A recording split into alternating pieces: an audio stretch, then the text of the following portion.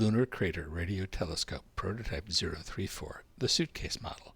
I'm Ken Jenks of RobotsElectric.com.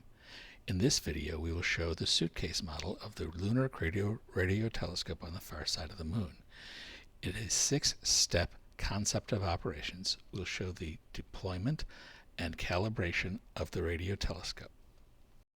We used elevation data from the actual crater on the far side of the Moon to create a 3D model of the crater. In step 1, the LCRT lander will land in the center of the crater, which is 275 meters deep.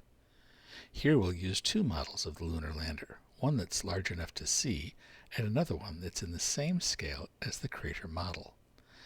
As the lunar lander approaches the crater, it uses its rocket engines to slow its forward velocity. Then it will descend vertically into the center of the crater. Here's the same motion, showing the scale model lander, represented by the small cross in the clear plastic. The lander is about 2 meters across. In step 2, the LCRT lander will launch projectile anchors to the crater rim. Each anchor trails a lift wire. Those lift wires are represented by the thick black lines in these acrylic pieces.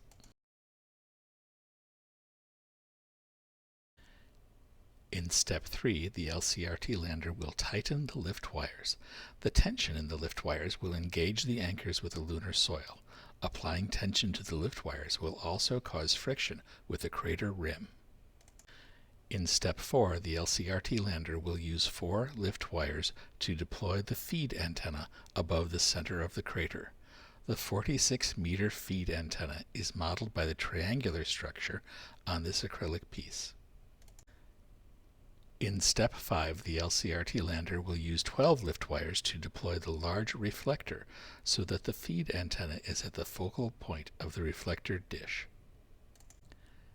In step 6, the Lunar Crater Radio Telescope will be calibrated with a radio signal from a CubeSat orbiting the Moon.